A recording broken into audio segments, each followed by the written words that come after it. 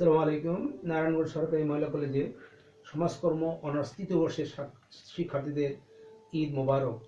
ঈদের পরে আবারও আমরা প্রথম অনলাইন ক্লাস শুরু করলাম। আজকের আমাদের আলোচ্য বিষয় সমাজকর্মের অত্যন্ত গুরুত্বপূর্ণ একটি কোর্স। সমাজকর্মের সাথে সম্পর্কিত মৌলিক অধিকার, মানবাধিকার ও সামাজিক ন্যায় বিচার বিষয়ক আজকে আলোচনা হবে। আমরা সবসময় শিখে আসছি, শুনে আসছি, সকলের তরে সকলে আমরা, প্রত্যেকে আমরা পরের তরে। মানুষ মানুষের জন্য, জীবন জীবনের জন্য। এই আপ্তবাক্যগুলো, এই উদ্ধৃতিগুলো আমাদের কম বেশি সকলেই জানা। সেই অর্থেই বিশ্বে শিশুর জন্মের পর তার বেঁচে থাকার অধিকার আছে, তার মৌলিক চাহিদা পূরণের অধিকার আছে, সঙ্গতকারে সৃষ্টি হয়েছে মৌলিক অধিকারের। অর্থাৎ যে শিশুর জন্ম নিল তারই মৌলিক অধিকার সংরক্ষিত হবে। এটি একটি প্রাকৃতিক অধিকার, পাশাপাশি বলা হয়েছে মানবাধিকারের কথা, যা সময়ের আবর্ত অত্যন্ত গুরুত্বপূর্ণ বিষয়। মানবাধিকার প্রত্যয়টি ব্যাপকভাবে বিস্তৃতি লাভ করে সেই দ্বিতীয় বিশ্বযুদ্ধের পরে, যখন বিশ্ব মানবতা ভুলুণ্ঠিত হচ্ছিল, তখন 1948 সালে 10ই ডিসেম্বর ঐতিহাসিক মানবাধিকার চুক্তি স্বাক্ষরিত হয়। স্বাক্ষর করা দেশগুলো মানবাধিকারের নির্ধারিত 25টি ধারা কোনো দেশ সংযোজন করে, কোনো দেশ বিয়োজন করে, যা মৌলিক অধিকারীর নামান্তর। বাংলাদেশে মানবাধিকারের 18টি ধারা প্রত্যক্ষভাবে বাংলাদেশের সংবিধানে সংযোগ করেছে। তা বিস্তারিত আলোচনা এখন আমরা যাব। তোমরা জানো, আজ করোনা কবলিত সারা বিশ্ব, যার কারণে শিক্ষা ব্যবস্থা স্থবির হয়ে আছে। বাংলাদেশ শিক্ষা মন্ত্রণালয় ও মাননীয় অধ্যক্ষ মহোদয়ের প্রেরণায় আমরা প্রতিনিয়ত এই কার্যক্রম চালিয়ে যাচ্ছি। এটা পূর্ণাঙ্গ ক্লাস নয়, তোমরা এই অবসর সময় ঘরে বসে ক্লাস করবে, স্বাস্থ্যবিধি পালন করবে, সাধ্যমতো মানবিক আচরণ করবে, যারা আক্রান্ত হয়েছে তাদের প্রতি সহানুভূতিশীল হবে, মানবিক হবে।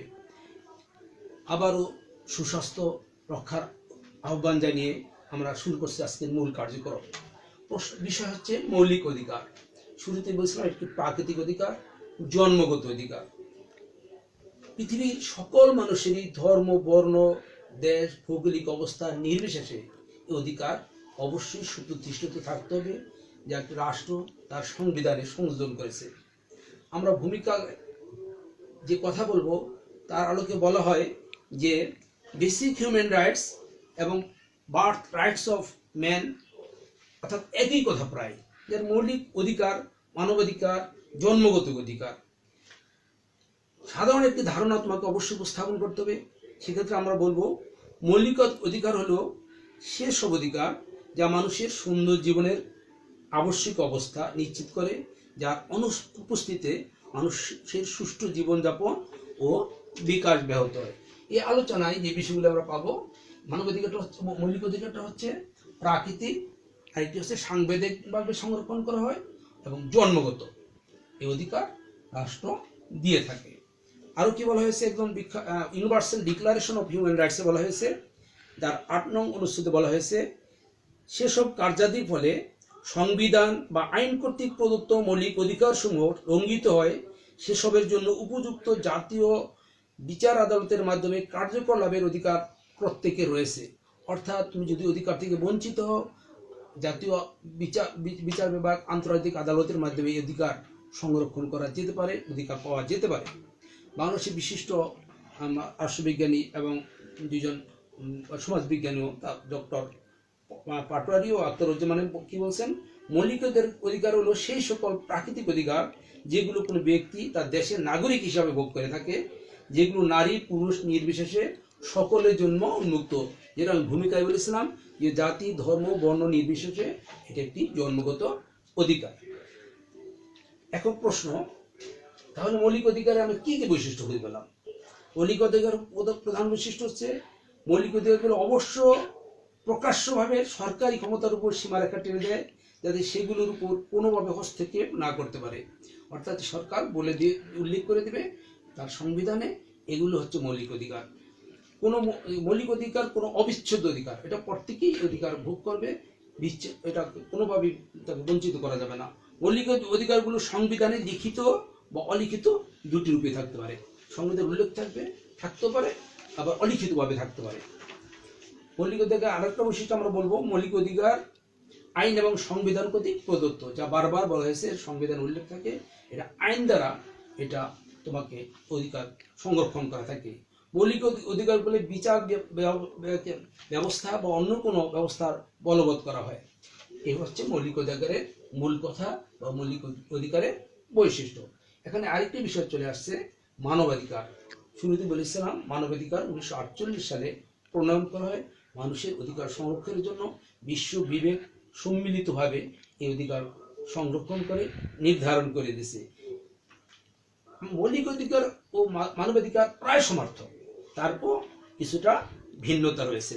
দেখি আমরা এই পার্থক্যকে আমরা কয়েকটি পয়েন্টের আলোকে আলোচনা করব, কয়েকটি পার্থক্যের ভিত্তি দেব। এক নম্বর হচ্ছে সংবিধান সংশ্লিষ্টতা, অর্থাৎ মৌলিক অধিকার অবশ্যই প্রতিটি রাষ্ট্রের সাংবিধানিক ভোগ করার অধিকার উল্লেখ করা থাকে, কিন্তু মানবাধিকার সংবিধানের সংযোজিত হওয়া ও ভোগের সাংবিধানিক নিশ্চয়তা থাকার বাধ্যবাধকতা থাকে না। কোনো দেশ মানবাধিকারের বিষয়গুলো সংযোজন করতেও পারে, নাও করতে পারে। দ্বিতীয় বলছি আমরা বিষয়গত দিকে। 1948 সালে সর্বজনীন মানবাধিকার ঘোষণায় 25টি মানবাধিকারের মধ্যে 19টিকে নাগরিক ও রাজনৈতিক অধিকার হিসাবে এবং 6টি আর্থসামাজিক ও সাংস্কৃতিক অধিকার হিসাবে উল্লেখ করা হয়েছে। বাংলাদেশের সংবিধানে এইসব অধিকারের মধ্যে 7টি মানবাধিকার হিসাবে অন্তর্ভুক্ত। আর মৌলিক অধিকারের ক্ষেত্রে কি বলা হলো, পার্থক্য বিষয়গত ক্ষেত্রে সর্বজনীন মানবাধিকার ঘোষণার অধিকার সমূহের 18টিকে বাংলাদেশের সংবিধানে মৌলিক অধিকার হিসেবে অন্তর্ভুক্ত করা হয়। এভাবে বিষয়গত সীমারেখায় মৌলিক অধিকার ও মানবাধিকারের মধ্যে কিছুটা পার্থক্য রয়েছে। পরিধিগত ক্ষেত্রে আমরা বলবো সকল মৌলিক অধিকার মানবাধিকার পরিচয়বাহী। শুরুতে বলেছিলাম সকল মৌলিক অধিকার মানবাধিকার, মৌলিক অধিকার মানবাধিকার অন্তর্ভুক্তি পায়, ফলে মানবাধিকার পরিধি ব্যাপক, যেহেতু এর কোনো সীমা নেই। নির্ধারিত অধিকারের বাইরেও আরো ব্যাপক বিষয়গুলো মানবাধিকারের মধ্যে গণ্য হবে মানবিকতা বোধ থেকে। আর মৌলিক অধিকারের ক্ষেত্রে বলা হয় সকল মানবাধিকার মৌলিক অধিকার নয়, কেননা মানবাধিকারের মধ্যে কতিপয় অধিকার মৌলিক অধিকার হিসেবে নির্দিষ্ট হয়, ফলে মৌলিক অধিকারের পরিধি মানবাধিকারের তুলনায় সংকীর্ণ। কারণ মৌলিক অধিকার কোন রাষ্ট্র তার নিজস্ব চিন্তা চেতনা থেকে সংযোজন করতে পারে, বিয়োজন করতে পারে।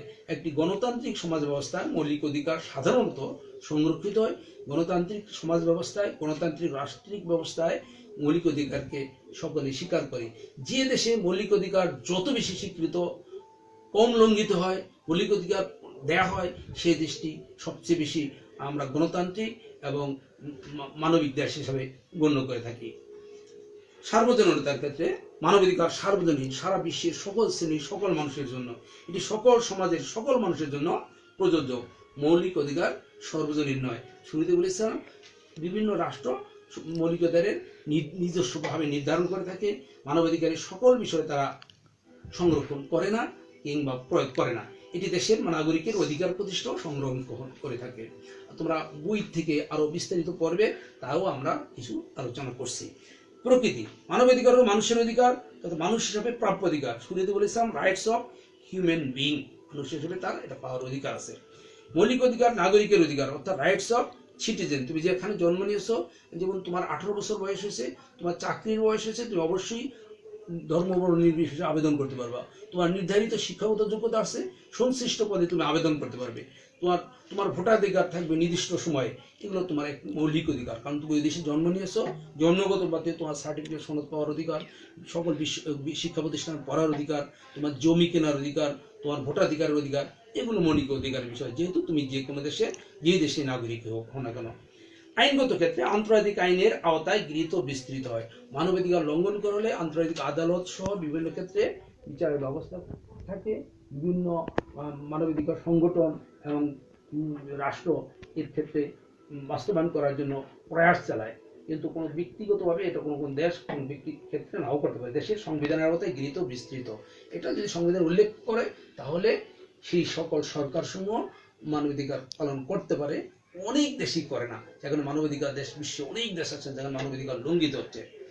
ভৌগোলিকতার ক্ষেত্রে ভৌগোলিক সীমা নাই, সীমাবদ্ধ নয় মানবাধিকার, কিন্তু নির্দিষ্ট দেশের মধ্যে মৌলিক অধিকারগুলো সীমাবদ্ধ, যেটা বারবার বলা হচ্ছে। যার সংবিধানের আলোকে কোনো দেশ কোনো নিজেদের মতো করে মৌলিক অধিকারগুলো প্রণয়ন করে। দেশের সকল আদালতের মাধ্যমে বলবৎ করা যায় না মানবাধিকার, কিন্তু মৌলিক অধিকার আদালতের মাধ্যমে বলবৎ করা যায়, যেহেতু এটা আইনের দ্বারা পরিচালিত হয়। আর কি বলা হচ্ছে, বাধ্যবাধকতার ক্ষেত্রে এই পয়েন্টগুলো আমরা লিখেছি, তার আলোকে বিস্তারিত আলোচনা হবে তুলনামূলকভাবে। মানবাধিকার বাস্তবায়নে বাধ্যবাধকতা নেই, যেহেতু সংবিধানে নেই। মৌলিক অধিকার বাস্তবায়নে বাধ্যবাধকতা থাকে। আর কি বলছে, পরিবর্তনের পয়েন্টের ক্ষেত্রে কি বলা হয়েছে, পরিবর্তনের জন্য সংশোধন করা দরকার হয় না। মানবাধিকার পরিবর্তনের জন্য সংবিধান সংশোধন করতে হয়। প্রতিটি দেশে কম বেশি সময়ের প্রয়োজনে সংবিধান সংশোধন করা হয়, নতুন সংযোজন করা হয়, কখনো বিয়োজন করা হয়। মানবাধিকার যে কোনো সময় বাতিল করা যেতে পারে, কিন্তু মৌলিক অধিকার বাতিল করা সাধারণত যায় না, তবে বিশেষ বিশেষ সময়ে এটা স্থগিত করা হয়, পরিবর্তন করা যেতে পারে। আদালত সংশ্লিষ্টতা, এই বিষয়টা হচ্ছে তুমি আইনের কি সুযোগ সুবিধা পাবে। মানবাধিকার পরিপন্থী কোনো আইন প্রণয়ন করলে আদালতের আশ্রয় নেওয়া যায় না। মৌলিক অধিকার পরিপন্থী বা লঙ্ঘনমূলক আইন বা পদক্ষেপ গ্রহণ করলে আদালতে চ্যালেঞ্জ করা যায়। বিনা কারণে তোমাকে গ্রেপ্তার করলে অবশ্যই আদালতে নির্দিষ্ট সময়ের মধ্যে 24 ঘন্টার মধ্যে উপস্থাপন করবে। তোমার যদি নির্দিষ্ট অভিযোগ না থাকে, অবশ্যই তুমি মুক্ত হবে। এই বিষয়টা হচ্ছে একান্তই মৌলিক অধিকার। সুতরাং আমরা কি বলবো, মানবাধিকার ও মৌলিক অধিকার কিছু পার্থক্য থাকলেও বস্তুগত ক্ষেত্রে দুটি অধিকারই একে অপরের পরিপূরক।